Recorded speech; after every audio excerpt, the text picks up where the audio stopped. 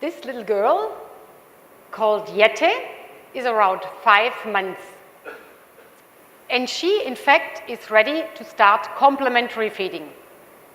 And as you can see on the picture, she is ready to start eating vegetables. But how do parents, does her mom and dad ensure that she really learns the taste of vegetables and finally also eats a proper amount, knowing that a lot of children in different countries, they don't eat a proper amount of vegetables and they simply don't like them. And this is the question I would like to address today and give some answers, because I think it's a very important point, because we really need to recommend more parents to eat a variety of vegetables and overcome really this rejection phase. But first of all, I warmly would welcome all of you. It's a pleasure to speak at this audience. And I also would like to thank the organizing committee for giving me the chance to present at this forum. The title of my presentation today is Early Development on Food Preference in Infancy and also in young children. When I work with parents, very often I realize that parents do not know that infants indeed have functional senses just after birth, and they're clearly developed.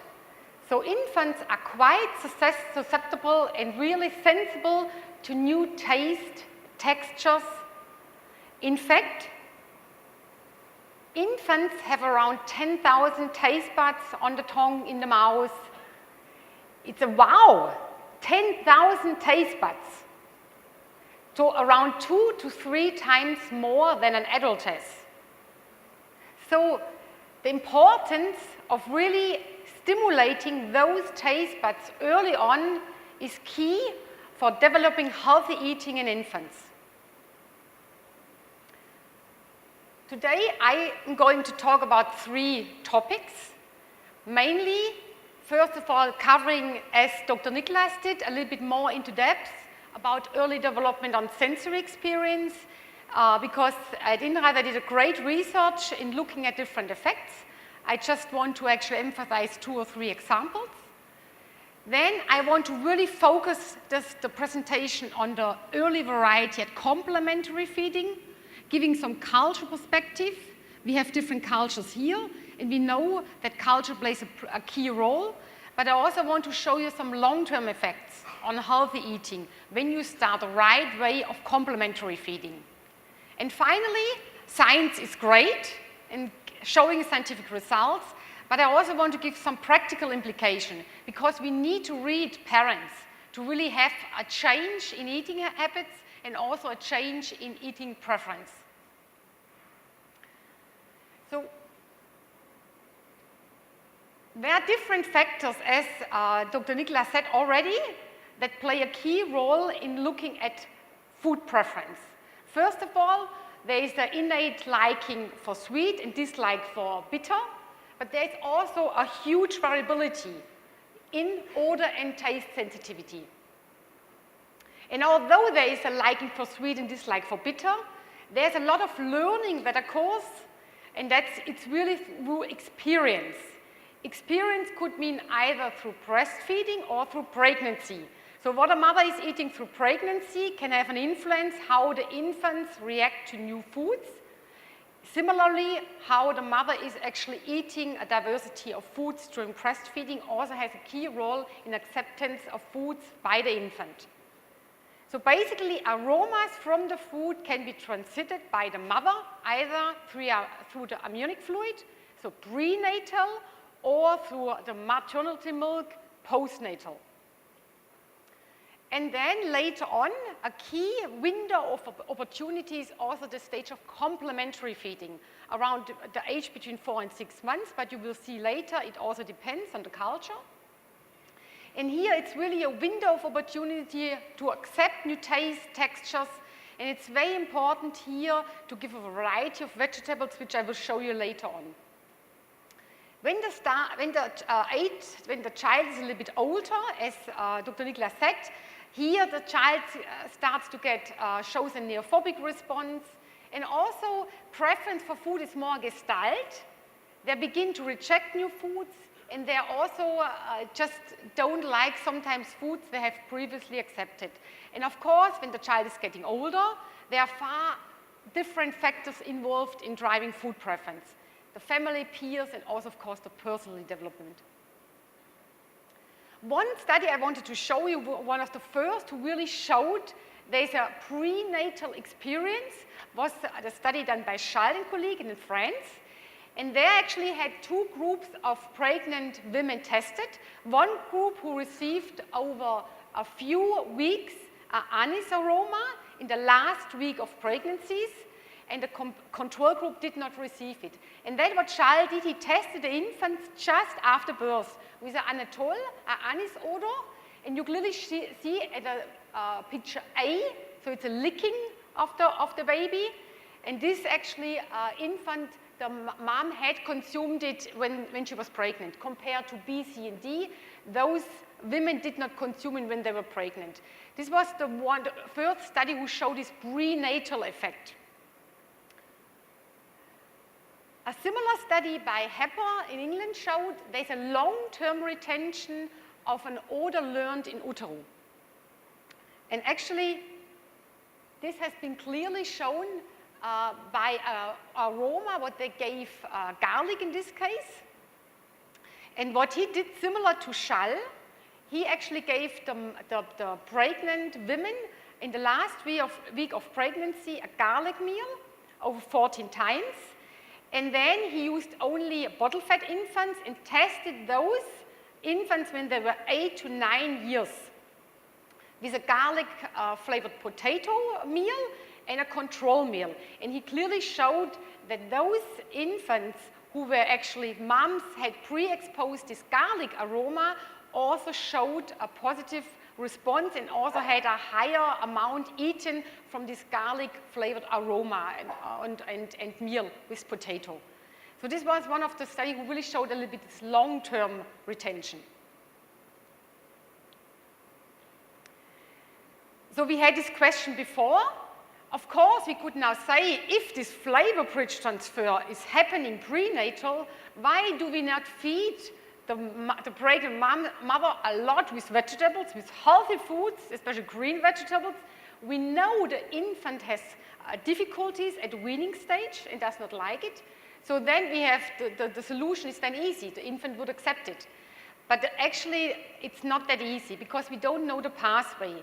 And in a lot of scientific studies, we really know that those aromas have an impact on prenatal learning, which means cumin, curry, garlic, chocolate, carrot, anise, licorice, and mint on the positive side, and nicotine and ethanol on the negative side. And the most studies who had shown an effect was really on garlic, carrot, anise, and ethanol. And as I said, we don't know the pathway. Is it through blood cells? Is it through the brain cells? And we also don't know exactly the molecule structure.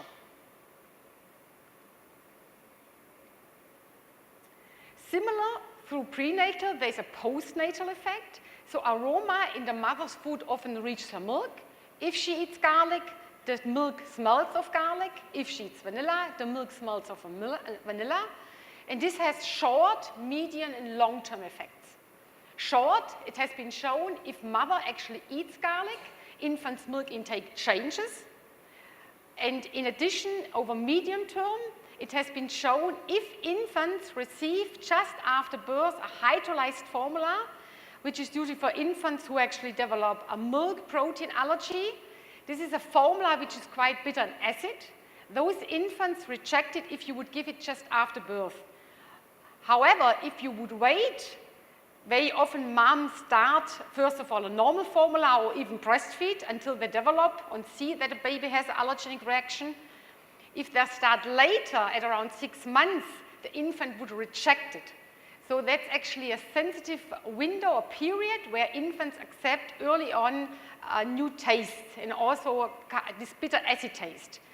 And in the study, Mennella also showed there if infants had consumed this hydrolyzed formula, this bitter acid-tasting hydrolyzed formula, they also seem to accept acid-tasting juices at around 4 to 5 years.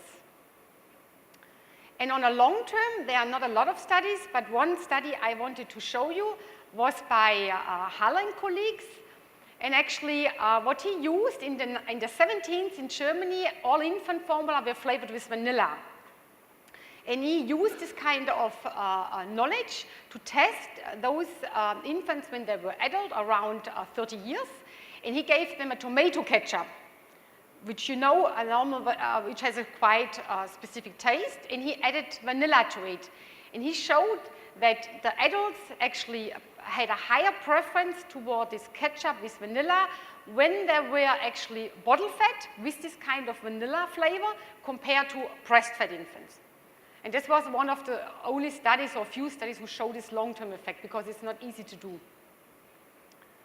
And actually, when we look at different countries and cultures, and here there are a lot of cultures representative, it's really not a rocket science to see that children can learn to like different foods. When we did a study in Bangladesh, I was really amazed by how easy kids adapt to very hot chilies because they love it. The parents, the mother is eating it, she's eating it during pregnancy, and she's used to it. So you really see also it depends on which culture the infants are born. Similar to taste and flavor preference, there is also a texture preference. What we know that acceptance of textures depend on oral motoric skills, but there are also huge individual differences. And from a lot of studies, we know there are three main factors that can be identified in driving this kind of acceptance of complex textures, which is on the one hand, the infant's previous experience with different textures. So then the infant is more readily accept also other textures. Then the infant generally dietary diversity of eating also seem to be stronger in accepting more texture. And of course, also infants' eating behavior. Picky eaters usually won't accept easy, complex textures. Even going further, there's also a sensitive period of introducing different texture, lumpy foods to the infant.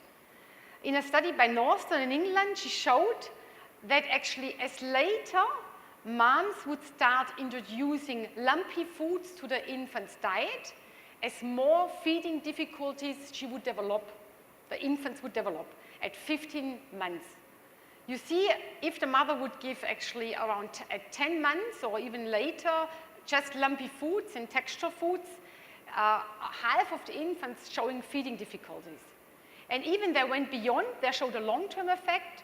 Those children rejected also lumpy solid foods at the age of 9 months, were also having more feeding difficulties at 7 years, and even eating less of vegetables. So there seems to be also a very important period to start early texture and lumpy foods to the infant. So knowing now we can have influence prenatal, the child, the infant, on developing new tastes. We also postnatal via breastfeeding. So there are two different pathways which are very important. But I would like now to emphasize also the complementary feeding period, where mother can really intervene in a right way and can really start here to early give a variety, so the infant actually develops very early on a variety of foods to be accepted. Complementary feeding, so the start of giving first semi-solid or solid food just after the milk feeding period is very important because we know infants are very susceptible to new tastes, and especially at this stage.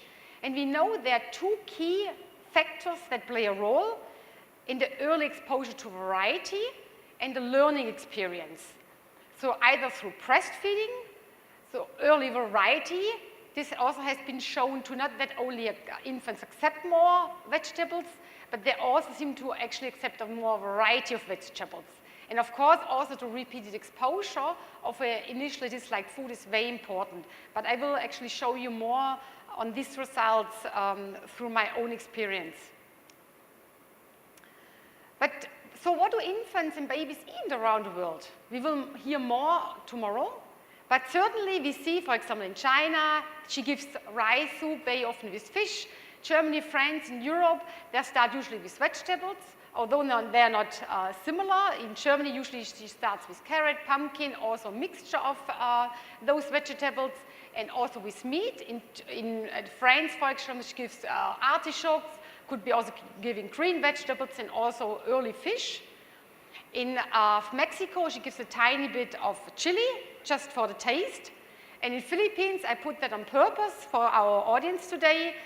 She starts with rice or corn-based porridge, locally called, I hope I pronounce it right, lugao. But also, of course, with a noodle soup and a broth, or it could be also smashed sweet potato or squash. So basically, the timing, the method, and also the timing of eating is quite diverse in different cultures. And this is because of culture tradition, of attitudes and belief towards complementary feeding, but also the system where the culture is actually in, through our recommendations or simply through social economic factors. And when you look at complementary feeding around the world, you see there are quite diverse feeding styles. In fact, as you see here, Nigeria, Tibet, Egypt, moms start very early on to start wean. And this could be, for example, a porridge with saliva, what she already gives to the baby. In Europe, usually she starts between 4 and 6 months of complementary feeding. So time varies, and the WHO recommends exclusive breastfeeding up to 6 months, and then slowly introduce then the semi-solid foods. But although within Europe, the timing is different. This is France, comparing France, Germany, and Spain. And you see that in France and Germany, they start with a vegetable at around, so early on with the first food. In France, always earlier, it's a medium age, 4.5 compared to Germany. In Spain, they start with cereal. Milk products, fish and eggs are quite given late in Germany compared to France, also a little bit earlier in Spain. So the vegetable, fruit, cereals, meat, and fish at the weaning stage is common in Europe. So the type is similar, but the time and order is different. And in fact, when I studied a lot of culture feeding in Europe, the variety, so the time when mom starts to give a diversity of food is quite limited when she starts complementary feeding, except France, where she gives really a variety of foods. And that's what we used to construct a study. We wanted to use in 2 European countries, 2 neighboring countries, to look at their weaning feeding practice, knowing that in one culture, variety is quite normal, in another culture, is not normal. And we wanted to see if there is a potential to intervene with the feeding style and to also show a food acceptance. So we did, first of all, an in-depth questionnaire and survey of what do mothers exactly do at a weaning stage. You won't believe, but the moms really easily forgot what they gave. So really, at the stage of complementary feeding, we worked with the mothers, and then we used this information to construct 2 studies. One looking at breastfeeding and early variety, and the other one looking at repeated exposure. But first of all, looking at what was coming out from the survey, and this is not a rocket science because we know from other studies breastfeeding duration is longer in Germany than in France. This has different reasons. One reason is that in France, French mothers go back earlier to work compared to Germany. But in both countries, they are stopped earlier breastfeeding than a WHO recommendation. But just for you to recall, because it's important for later, breastfeeding is longer in Germany than in France. More interesting for us was, what do mothers do when she really starts to intervene with the first vegetables? So this is actually the French way of feeding. She starts with carrot, pumpkin, also green vegetables, peas, beans, artichokes, fennel, and she really gives a lot of different vegetables. She's actually in 6 to 7 vegetables over 10 changes in the first 3 to 4 weeks. Compared to the German way of feeding, it's carrot, pumpkin, potato, or a mixture of it. So in Germany, it's actually 2 to 3 vegetables and just hardly any changes. When you talk to parents why they do it, in France, for her it's very important to develop taste and is it a pleasure of eating, because she does not want to eat always the same every day. So why should her infant feed it? In Germany, it's very important to start slowly because of allergy prevention. Because when I did this study, still mothers had in mind, and this was also recommended by a lot of pediatricians, to slowly start introducing new tastes and textures to the infant. And finally, I was very interested in looking at what do mothers do if an infant does not eat a vegetable and rejects it, which is a completely normal behavior. And what I saw in this study, over a really high proportion of mothers I tested and asked, 85% of the mother really give up after 2 to 3 trials. So they decide, my child doesn't like this vegetable, and very often they even don't give it even later, because they believe my child doesn't like it, or I don't like it, so my child is not liking this certain vegetable. In Germany, they're a little bit more persistent than in France, but still, after 2 to 3 times, they are stopping. So now I use this information to construct intervention. So what we did, it's also a little bit different, the graph, but it's not a problem. We had basically 3 groups. One group, I had more the German way of feeding. Over a long term, I gave carrots. I worked with each parent at the start of complementary feeding. It was the first time the infant received vegetables. Then I had a second group, which was more the French way of feeding. And this was basically also starting with carrot, then having beans, artichokes, pumpkins, green beans, artichoke, pumpkins. Every day a different vegetable, but changing it basically on a daily basis. And then I had the third group, which was more the recommendation of a lot of pediatricians to actually start slowly. So here I had 3-day pumpkins, 3-day green beans, and 3-day artichokes. So the same foods, but here 3 days, here a daily change. And I wanted to show now, here on the day 12, I gave each group a new taste, a new texture. It was zucchini tomato. The infants never had received this new taste. And I want to see if there's a difference in acceptance between these 3 groups. In each group, I had also breast and bottle fed infants. So it was a randomized control design to also see if breastfeeding has an effect. Then I continued with the study and giving this new flavored zucchini tomato alternative with carrot over the 23rd day, where we introduced peas. Peas was not only different in taste, but also different texture, had quite lumpy pieces. And then 2 months later, I introduced fish and meat to the infants. And I wanted to see, does experiences variety just after weaning increase acceptance of this new food? And if there's a difference between the low variety and the high variety group. And we had controlled, of course, all products in the same caloric density to measure intake of the products consumed by the infant. When we look at the results, first of all, always here it's the quantity consumed, and here are the 4 new foods given. We saw a breastfeeding effect, and this facilitated acceptance of new flavors in both countries, but of course attenuated over time because also mothers start to stop breastfeeding. So this was we had somehow expected. More interestingly was that we found that early variety, so the daily change, was far more important than the food eaten, because we saw a significant increase in intake of the daily change, so the French way of feeding compared to the carrot group, which you had thought, but there was also a significant difference between the high variety, so the daily change, and the 3-day change. And this was shown for all 4 new foods. This shows clearly that the daily change is driving food acceptance up to 2 months.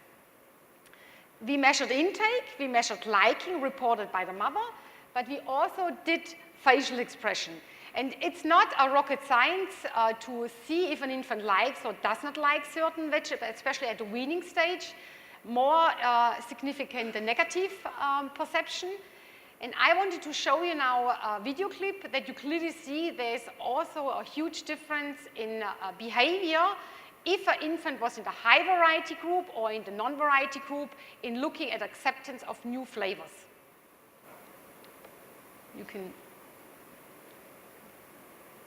So this was an infant in the high variety group. First time having peas consumed. And you clearly see the infant accepts this new taste, this new flavor. This was an infant who had the first time fish, also in a high variety group.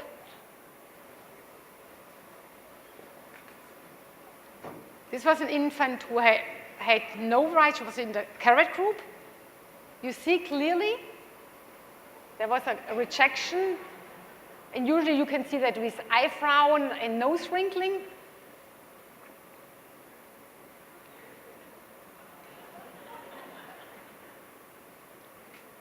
And you see also different rejections, either via face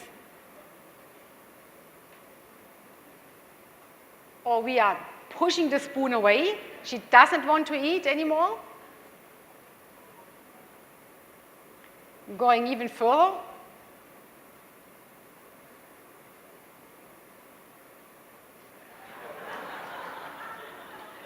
So you clearly see there was a difference in behavior, either if an infant was in the high variety group or low or non-variety group, which means it was really important to have early variety at the weaning stage. And finally, we also wanted to look if an initially disliked vegetable can become accepted over more repeated exposures. This is typically what moms do. Remember, 2 to 3 times they try and then they stop giving this initial disliked vegetable. So what we did, we actually gave initial disliked vegetable which depended on the infant. It could be artichokes, it could be cauliflower, really different. But what we actually looked at, the sensory properties towards rejection, very often it was bitter and astringent was the driving force. And we gave the initially disliked vegetable with alternate with a carrot, with a liked one, because most infants like carrot. And you see over 7 to 8 exposure, this time needs to be there to really become accepted. So this is what mother naturally does not support the acceptance. It needs to be more than that. So initially refused food can be accepted if offered 7 to 8 times. And also infants seem to like still the rejected food when they were offered 8 exposures at 15 months. So for this part of the study, we clearly saw a breastfeeding effect. We saw a variety effect early on. We also found that if mother breastfed and had a variety regime, they showed the strongest effect. And we also found that repeated exposure is a very efficient technique to increase overcoming food rejection. So now we know that it works quite well at the weaning stage and 2 months later. But we also know that we heard before, there is a neophobic response. It starts around 2 years. But so my question was now, can we also overcome this neophobic phase if we start the right way of weaning and if there is somehow a learned preference, which again comes back when the children overcome this neophobic phase at around 6 years. That's why we did a follow-up study. We here wanted to study the influence of early weaning on acceptance of new vegetables in 6-year-old children, again in the same regions. So we used the same countries, the same children at 6 years. Of course, the child is older, eating in a different version of the vegetables. We had 2 different sessions. The children had to come to the laboratory. They had always 6 different vegetables they needed to consume and taste. Always 4 familiar and liked vegetables. 1 was an initially disliked vegetable because now we wanted to see how much the infant eats at 6 years, the initially rejected vegetable. And then we had a completely new vegetable at that time, even at 6 years, not given to the child. And we wanted to see if there's a difference in acceptance depending on what was the variety regime at weaning. So first of all, looking at acceptance of new vegetables, the intake. You see here clearly that children who either were breastfed or were in the high variety group showed clearly a stronger acceptance of the new vegetable and had actually a higher consumption of the new vegetable compared to the no in the low group or the formula fat group. Similar, we also created a factor which is called willingness to taste all new vegetables. And this was basically, again, similar results. So it seems to breastfeeding comes back. There's a memory of recapturing retention of this flavor variety, what they learned. And we saw a breastfeeding effect and an early variety effect at 6 years. And we also found similar results for the familiar vegetable. This is a French infant eating all vegetables, was in the high variety group. This was a German infant, hardly any eating vegetables at all, was in the no variety group. And for the repeated exposure, which we this time gave to the children, they also needed to say, yes, I like it or I don't. And still 60% gave a positive liking response towards this initially rejected food. So there is even the repeat exposure effect somehow long-lasting. So for this part of the study, in summary, it's very important the early sensory experience, because especially to overcome this onset of neophobic response. And there's also very important that there's a repeat exposure effect on initially disliked vegetables. There are two key techniques in driving food preference. What does it mean now when we talk with parents? Certainly what we have shown from a lot of evidence-based recommendations, even the Estrogen Conference now clearly states, indeed, infants should be offered foods with a variety of flavors and textures, including bitter tasting green beans, which was not done before. So they really recommend a variety of vegetables. And of course, there's also a lot of papers now really talking to moms in the language moms understand. But still, there's a lot of parents who don't know it and still give a very low variety. And what it's very important also working with parents to do it in a simple, easy to communicate way of giving guidance. So the do's, what we always talk to the moms, breastfeed if possible, as we heard before, give vegetable and fruit if possible before, and start with it at the weaning stage, because they are the foods which usually children don't like. Encourage early a variety of flavors and textures to really try food acceptance. They can be in different shapes, especially at around 7 months, start introducing texture foods. Also, pleasure of eating is important, that it's via food pairing, and I will show you in a minute a study where we tested that. And then also the mother needs to be a role model. It does not make sense, and I think all of you who have children know that, if you want that your child eats healthy and you eat, beside that, a McDonald's burger or anything unhealthy, why should a child eat then vegetables? So really you need to be a role model and also be a mirror of what the child should eat. And the don'ts, of course, don't give up too early, what I showed you in my study. And mom should really try a little bit always on the taste, don't force with the food, because it's normal that an infant does not like certain vegetables.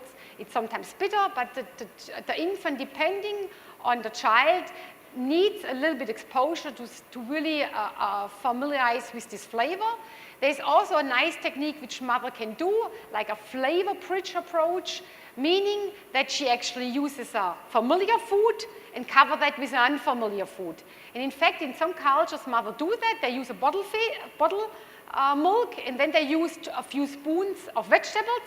Then they reduce milk and increase the vegetable amount. So there's a nice flavor bridge. Or some vegetables who are bitter can be also added with butter or oil to really reduce a little bit of bitterness or astringency taste. She should be patient and don't panic. I think it's very important. It's normal that an infant does not like certain foods sometimes, and she really should still be consistent of that actually the infant will overcome and also start to like it. So what we found in a lot of studies that, guidance and education is very important. And to really show you an example, I wanted to briefly, before I close this session, show you a study what we did on pleasure, because early learning of food pleasure is important through education. The aim of this study was really impact of guidance and food pleasure on a daily basis, pleasure, but also a healthy meal. And the sample, we used Swiss and German infants at around age 9 to 10 months, because it was kind of a diverse meal, and at that time children start to eat it. And the design was either the infants received a pleasure meal or usual care, what they typically give. And over 4 weeks, we gave the infants in the intervention group a pleasure meal or a pleasure snack. This was prepared by a culinary chef. And then we advised them thereafter, the 2nd and 3rd months, of how she can create and prepare a pleasure meal, any information she needed. And a very important tool what we used was an app, WhatsApp, because each mom is using it. She checks every minute what's on in the WhatsApp. And this was actually not only for guidance, but also be there when she has problems. And this was very important, because you won't believe what mother actually has problems and questions when they start weaning, especially with the first child. We had culinary and nutrition support by experienced, trained people. And of course, we also had questionnaires and intake on a daily basis. When I talk about pleasure, of course, it was a healthy meal with a variety of different vegetables, fruits, protein-rich dishes, starchy foods. The pleasure touch we used was food pairing. For example, tomato with basil, pumpkin with cinnamon, depending, of course, on the culture. And we also know food pleasure is not only about the food consumed, it's about the way we are eating. If we eat together with the family, if we take time for eating, if we help preparing the food with the parents. So there were also at certain points we also were training the parent on how to actually create a food pleasure environment. And when we actually looked at the results, so we gave at 50 months in both groups infants a pleasure healthy meal to consume, and we found that the intake actually and the liking of the meal significantly was higher in the intervention group in both countries. And also mothers were reporting more enjoyment of eating in the intervention group. So in conclusion, key also what was said before, children have more taste buds, and they are very sensible and susceptible to new tastes. They can learn early taste preference, and especially learn healthy foods. Exposing infants early to the taste of commonly rejected foods is key and a powerful strategy to promote healthy eating and overcome this neophobic response. Food pleasure is a very important point, can be learned via guidance in education. And the study also gives key evidence-based recommendations to help parents in an easy to understand way how they should feed their child.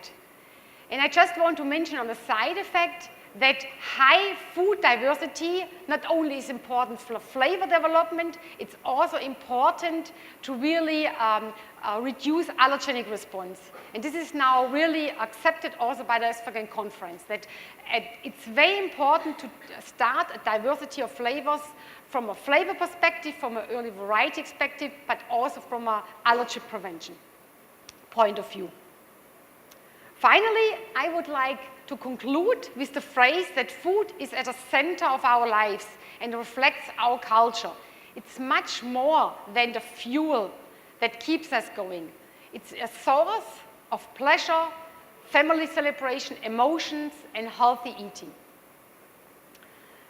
This is my child at around 5 months. You see the plate is empty, and he likes to eat different vegetables because he got it quite early, and now he's 2.5 years and still eats a quite diverse diet. So also the neophobic response is in some kids quite heavily occurring, in other kids not. With this, I really would like to thank you, and I'm happy to answer any questions.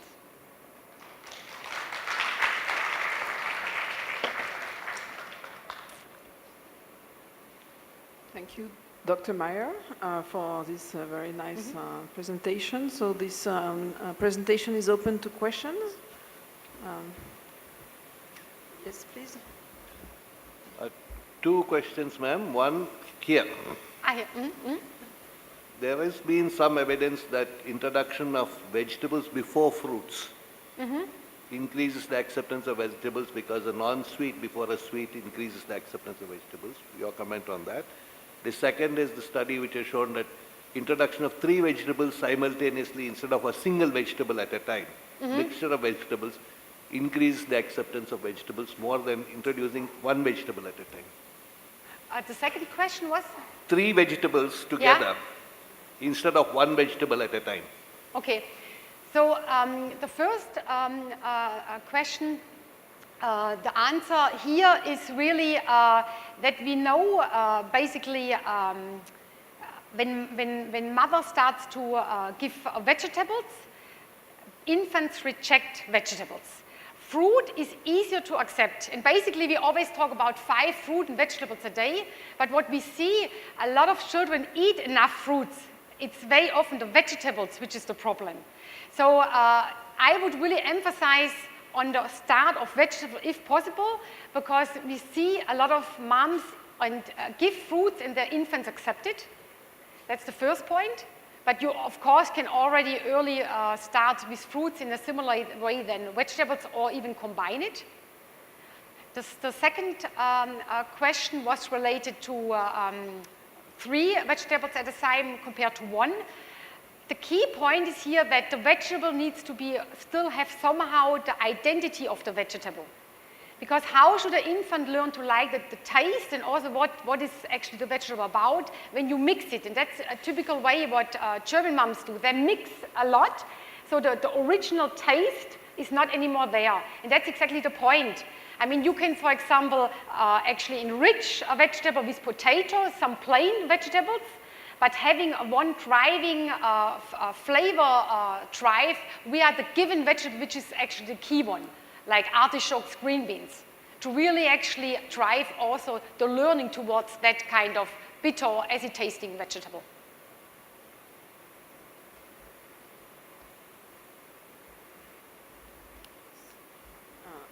Madam in the back. Sorry, Okay. I will come. Good morning. I'm Christine Gutierrez from the Philippines. Can you please comment on baby-led weaning, and is it a good method to influence future behavior? It's a very good question. There has been a lot of research, especially in the last years, and also, especially in the UK, there's a common practice of doing baby-led weaning. And this is basically, for those who don't know, not starting with spoon feeding and with puree, already give the infant family-like foods and the infants can hold it. And the hypothesis towards baby-led weaning is basically that the infant starts to regulate the food intake by himself and also stimulate the oromotoric skills in an easier way. On the one hand. On the other hand, there are also a lot of fears towards doing that only, because we know that sometimes the nutrient composition is not as if an infant would be fed by the spoon. So the intake is less, and we also see there is, the body weight is lower in infants, especially only on the beginning, who were baby-led weaned. And there is also a risk of choking, especially in some countries, where there really a fear that infants just, start to actually choke and have a problem with eating.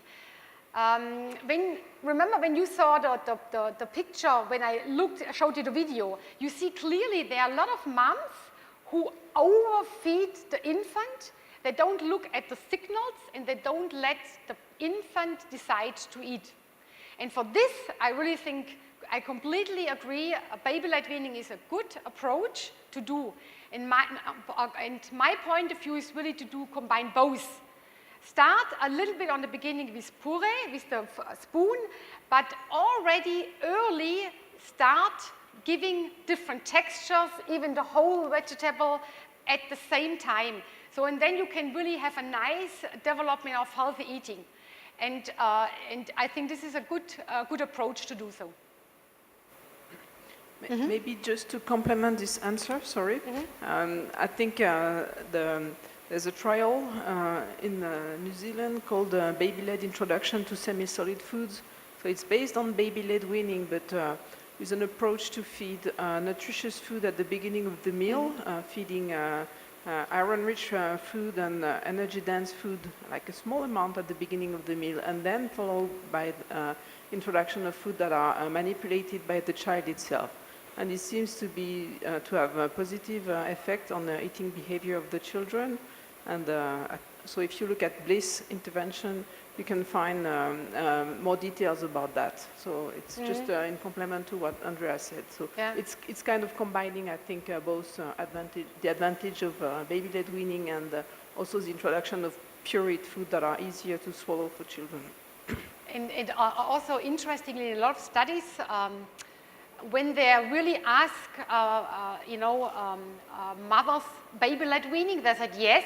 And when they afterwards looked at the dietary intake and also looking at the reports, very often, mom, although they said it's baby-led weaning, it was not completely. It was still giving a little bit of spoon. So they are already combined in a natural way both, although they're saying it's completely baby-led weaning. So it's also kind of... Good morning, I'm Dr. Rogasyon from the Philippines. Thank you very much, Professor, for that wonderful lecture. Actually, I have 3 questions, if you may. So the first one is, when can you introduce sweet taste? Will the early introduction to sweets condition the child to prefer this taste? Sort of for sweet, I mean, you can... Sweet. Yeah, sweet. You can basically start already early. I mean, we know that innate is sweet, and the preference for sweet is there. And of course, if you give sweet foods, it will be a strong preference, also has been shown by Betcham, that infants will accept sweet foods. But since we want to actually overcome that, I would strongly recommend going away from sweetness and really train the children to bitter, so actually opposite flavors and tastes, because sweetness anyway is innate, and infants like sweet from a genetic perception. Okay, thank you. My second question is, can you comment on the early introduction of peanuts in those children with high risk of having allergy? Because there was one study which stated that you can introduce it between 1 to 3 months of age. Yeah, exactly. I was actually looking at that quite a lot, because in Asia it seems a little bit different. Yes, There has been done exactly. Allergy. Yeah. Especially in Europe, there showed now clear studies who showed that actually there's a sensitive period also for introducing peanut at around 4 to 6 months. Slowly introducing it, and then you can overcome the peanut, the direction towards food allergy towards peanuts. So basically sensitize the infant to peanuts early on in an easy way as gluten to really overcome the allergenic response towards peanut. In Europe, it's strongly advised now. I know in Asia, because there's. Okay, so my last question is, when do you start considering the factor of meeting nutrient requirements during complementary feeding stage more than pleasure, considering that this complementary feeding stage predisposes the infant to gaps in both micro and macronutrients? Because here in the Philippines, our children, our infants, there are a considerable percentage who are not meeting the minimum dietary diversity and the minimum acceptable diet. Because you mentioned that, first it should be pleasure, right? So when do you start to think that sometimes you have to give, let's say, a more balanced, a more nutrient-dense food? I think you can do both. In fact, there was a study in the Philippines done looking at the current feeding styles of the parents, of the mother, and then trying using those complementary foods like a corn or a rice puree, and adding some leaves, some beans, some vegetables, some fish to it. And they also showed that really the nutritional components were actually increasing, especially iron and zinc. But they also showed that infants accept it. So for me, healthy and pleasurable can be combined by adding key health ingredients to the infant's diet. And the key thing is only advising moms, and that's more that she really understands, and also advising moms, because it also has been shown in the Philippine study that a lot of mothers actually overcook, for example, the vegetables or the porridge. So she really needs guidance, but it can be both. If you have basically a nutritious meal, it needs to be healthy, but it can be also pleasurable. Thank you very much. Sir, please. Hi, Andrew. It's Amit from India. I have a couple of questions regarding age of weaning. As you also pointed out that WHO recommends weaning at 6 months of age, but your slide also showed that different countries wean at different times. So what would be a standard recommendation from our chair that, okay, you start weaning, because at times delayed weaning causes a lot of problem as well. So early weaning, does it lead to some food allergies or Yeah, so I think there is not a rocket answer to that. It's really, it depends. But what we know from a lot of scientific studies that if you start too early, you can actually introduce allergenic response. And if you start too late, the infants may not accept or actually gets more rejection. So I would say that's actually what is recommended now by the Esfagan Conference in Society in Europe. Between 4 and 6 months is a quite good window of opportunity to start, but it really depends on the child. Some children are already, susceptible to new taste. At 4 months, they are ready, they are enough from the milk feeding period, and they can taste it and eat it. Other infants need more time.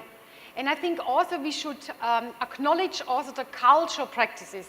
If an African mom always did that, why should she now change her feeding practices?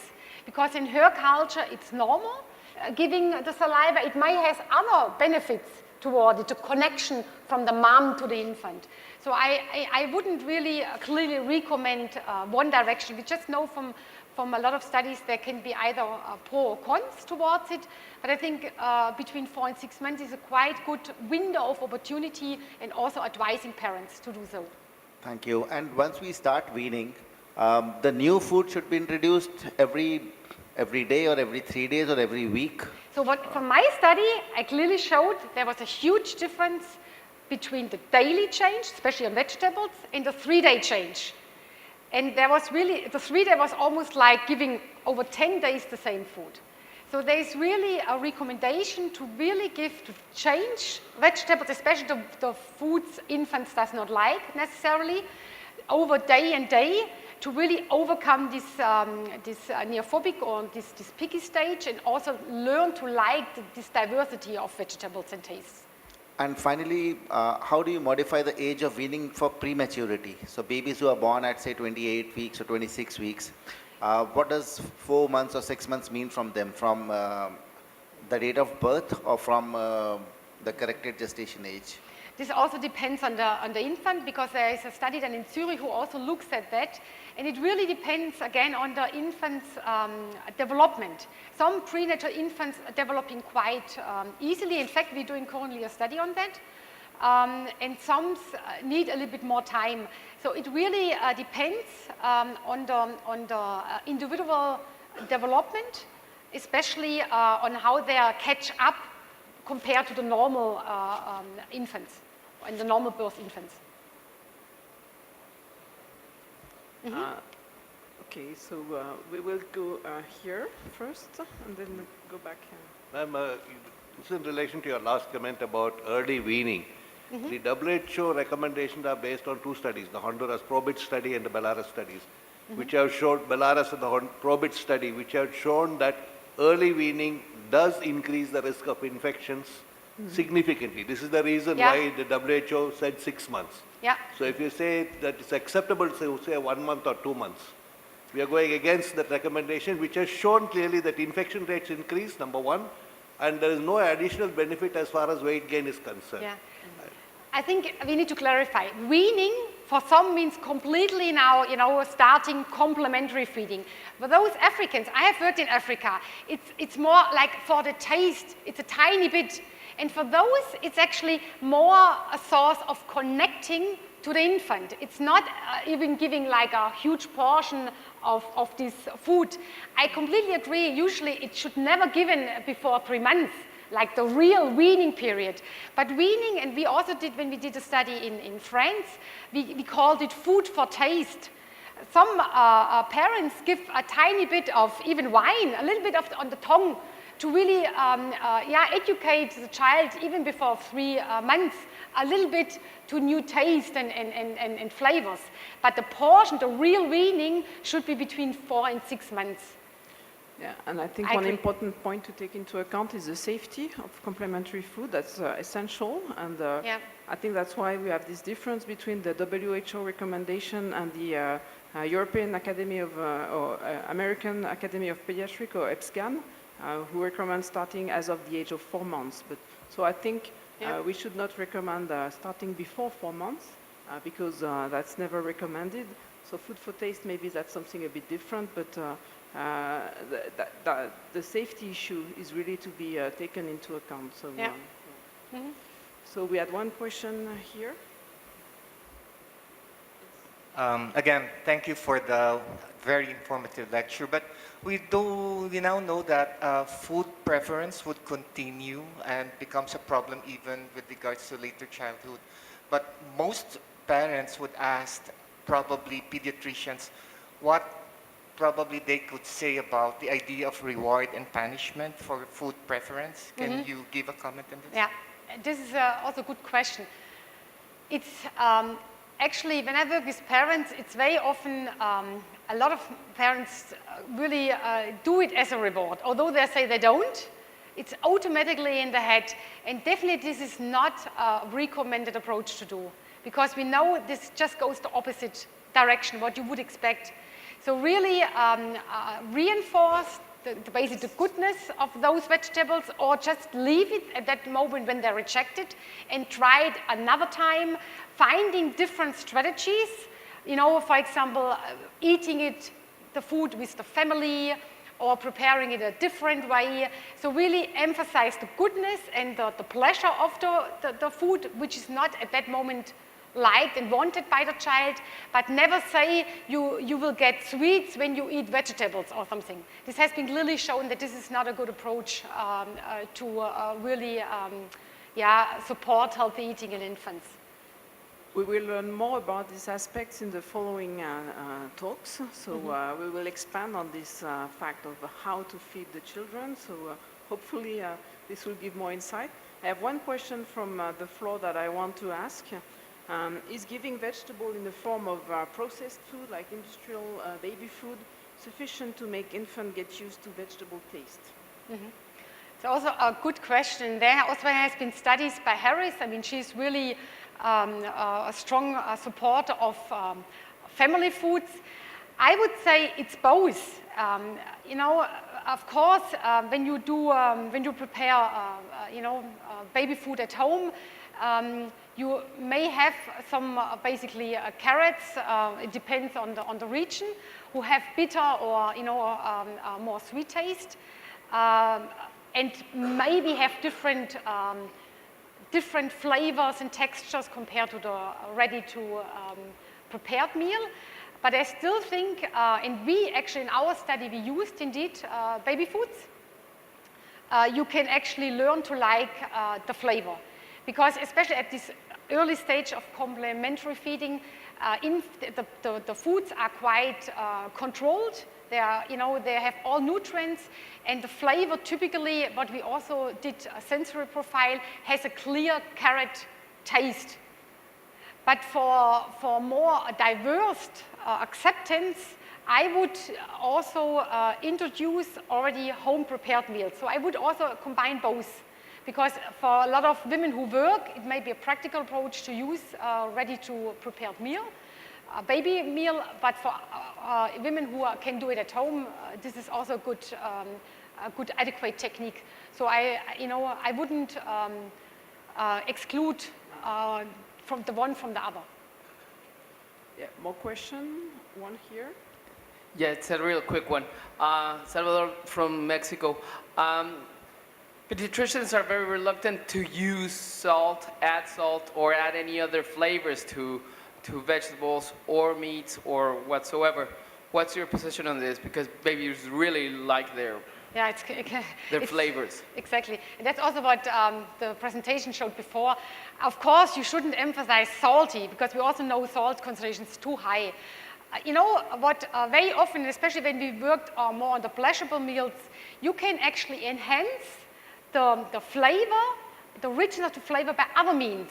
For example, using ginger, some food pairing elements that gives a more, attractive touch to a given food, and not only focus on salt or sweet. Because nowadays, in a lot of mindset of even, of adults, they think the taste is made by sweet and by sugar and by salt. This is not the case. You really can reduce salt easy by using herbs, spices, different kind of ingredients which are healthy and also have a long-lasting sensation in the mouth. And I definitely would recommend not to actually induce salt, especially at the early stage, because this is also a learned mechanism, and if an infant receives it already early on, the acceptance is quite strongly there even later on. So maybe one last question, and that will be the final one. Yes. Hello, thank you for your presentation. I'm Norima Karim from Malaysia. 2 short questions. Just wonder how long before a mom reintroduces new vegetable which the infant rejects. Number 2, in your conclusion, you mentioned that pleasure can be learned. But I was wondering, can rejection be learned in infants? Mm-hmm. The first question, what was exactly the... How long does the mother has to wait before she reintroduces a new vegetable which the baby rejects? This is what I showed, that's exactly what we did. So if initially disliked vegetable, basically can become accepted over at least 7 to 8 exposures.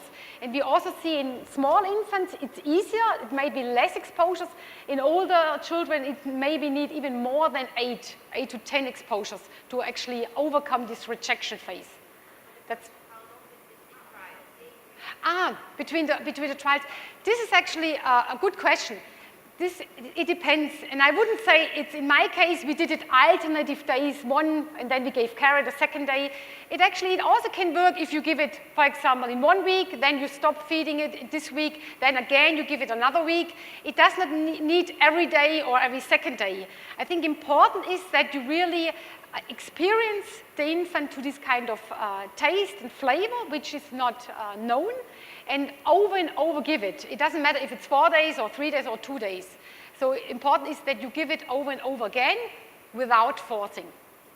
And the second question was? Can rejection be learned? Because